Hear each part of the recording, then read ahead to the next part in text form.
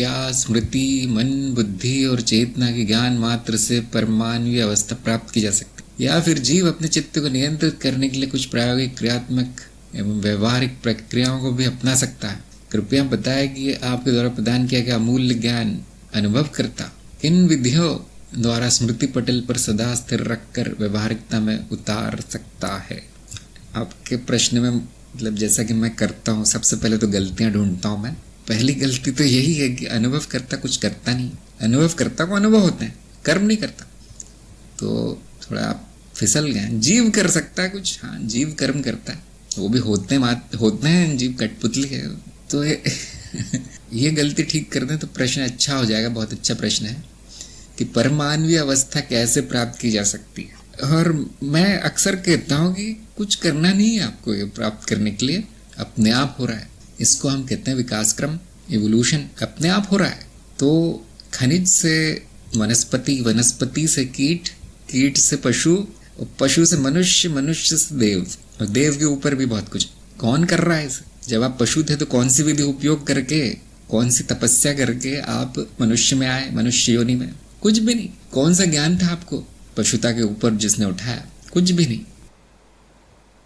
ये देवी का कार्य है। देवी अर्थात प्रकृति, वो कर रही है। तो मैं इतना कहता हूँ, प्रकृति कार्य में बाधा न बने अपने पैरों पे कुल्हाड़ी न मार लें। प्रकृति सब ठीक चल रहा है, एकदम बिल्कुल सही कर रही है वो जो कर रही है, और जो प्राकृतिक होता है वो सबसे अच्छा होता है, ये हम कहते हैं। बीच में बाधा न बने, उसको बर्बाद न करे जो अच्छा कार्य चल रहा है। हाँ, मैं चित्त को नियंत्रित जब तक नहीं करूंगा तब तक विकास नहीं होगा, ये तो मान्यता है, ठीक नहीं। विकास होकर रहता है, बस उसको नष्ट ना करे जो हो रहा है। पशु वृत्ति में वापस न जाए, वापस पशु बना देगी प्रकृति। और आपको परमाणुता में रुचि है, जल्दी है वहां जाने की। मैं कहता हूँ जल्दी किस बात की है, अनंत काल के लिए हो, थोड़ा इसका भी रस ले लो। मनुष्य होने का छोटा सा तो है, जीवन तो क्षणिक है। वो क्षण भी पसंद नहीं मुझे, तो बड़ी बेचैनी है फिर कहाँ जाना चाहते हैं परमाणुता में? नाम सुन लिया तो बच्चों जैसा है ना हमारा चित्त, मन, अरे मुझे वहां जाना है, जो वहां जाके वो भी तो क्षणिक है, मुझे और जाना है। तो मैं कहता हूँ आराम से जाना, जल्दी क्या, कितना प्रयोग करेंगे, कितना क्रिया करेंगे। हाँ, बस इतना नहीं करना है हमें कि वो जो प्रकृति ने जो बना दिया है उसे नष्ट नहीं करना है, उसको उपयोग करना है। कुछ लोग उससे संतुष्ट नहीं होते, वो ठीक करने का प्रयास करते हैं। तो मैंने कहा बिल्कुल, हम आपको ठीक भी करवा देंगे। और यदि आप ठीक करना ही चाहते हैं तो उसका बहुत अच्छा तरीका है, उसको हम कहते हैं शुद्धिकरण। जहाँ भी अशुद्धि दिखे, जहाँ भी त्रुटि दिखे, गलती दिखेगी, अरे ये ठीक नहीं हो रहा है, इससे मेरी प्रगति रुक रही है, विकास रुक रहा है, उसको हटा दीजिए बस। और हाँ, ये ज्ञान मेरे द्वारा नहीं दिया गया है, तो गुरुजनों द्वारा दिया गया है, मैंने पहुंचाया है सब तक सरल भाषा में। इसका उपयोग कर सकते हैं आप। शुद्धि की शुरुआत ज्ञान से होती, मूल ज्ञान से, और मूल ज्ञान के बाद आपको करने के लिए सारा जीवन है शुद्धि करने के लिए, और हम करवाते भी हैं, कार्यक्रम में भी करवाई जाती है शुद्धि। ज्ञान मार्ग में शुद्धि नहीं है, ज्ञान मार्ग में नहीं करवाई जाती, लेकिन कार्यक्रम में रख दिया गया, क्योंकि मैं देखता हूँ सब में अशुद्धियाँ हैं, सब में अशुद्धियाँ हैं। अब करुणावश गुरु शुद्धि करवाता है, आवश्यक नहीं है, करुणा। हम देखते हैं कि अशुद्धियों के कारण प्रगति नहीं होती, ज्ञान नहीं होता, दुख और ये सब उल्टे सीधे कार्य कर रहा है वो साधक, तो उसकी शुद्धि करवा दी जाती है। ये प्रेम और करुणा के कारण है। उसने क्योंकि याचना की है कि गुरुजी मेरा कुछ कर दो, प्रगति करवा दो, करवाई जाती है। लेकिन सबसे बड़ा कारण जो शुद्धि का है वो ज्ञान स्वयं है। उससे अधिक कुछ करने की आवश्यकता नहीं है। ज्ञान ले लो, विकास हो जाएगा। क्या बुरे कर्म कारण मनुष्यों ने फिर से कीड़ा या पशु में जन्म हो सकता है? ये मनुष्य में होगा। हाँ, एक व्यवस्था सी हो गई है इस लोक में, मृत्यु लोक में आप कह लीजिए, कि संरक्षित क्षेत्र है। जैसे हम जंगल में किसी एक विशेष क्षेत्र बनाते, यहाँ पे पशु हत्या नहीं होगी, यहाँ पे शिकार करना मना है, वहाँ पे संरक्षण किया जाता है उन जानवरों का।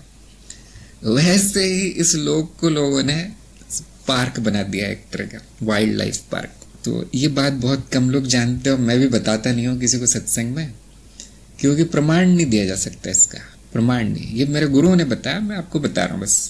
प्रमाण मत पूछ लेना। तो इस तरह से स्मृति लोग को किया गया है, आप कितने भी बुरे कर्म कर लो, पशु योनि में जाने की संभावना बहुत कम है। एक बार मनुष्य योनि में आ गए तो आ गए, बहुत कम है। आपको बहुत ही बुरा करना पड़ेगा और कई जन्मों तक कुछ करना पड़ेगा तो जाके पशु योनि मिलेगी, और वो भी थोड़ी देर के लिए, 1-2 जन्मों के लिए वापस मनुष्य योनि मिलेगी। हमारी रक्षा की जा रही है कि विकास नीचे न जाए। बोले कैसे की जा रही? गुरु क्षेत्र का इसमें हाथ है। जब भी बहुत पशुता बढ़ जाती है, जिसको हम कहते हैं अधर्म, अज्ञान बहुत बढ़ जाता है, तो सारा मिटा दिया जाता है, सर्वनाश कर दिया जाता है, और फिर से शुरू होता है कि अब ये तो नीचे की तरफ जा रहा है, सारा साफ करके वापस शुद्धिकरण करके शुरू कर दिया जाता है। ये ऐसी व्यवस्था की गई है और इसका प्रमाण देना बड़ा कठिन है।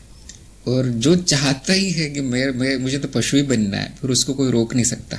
लेकिन यदि दुर्घटनावश ऐसा हो रहा है तो गुरुजन वो रोक देते हैं, उनको कुछ दिनों के लिए योनियों से हटा दिया जाता है। जब शुद्धि हो जाती है वापस जन्म होता है।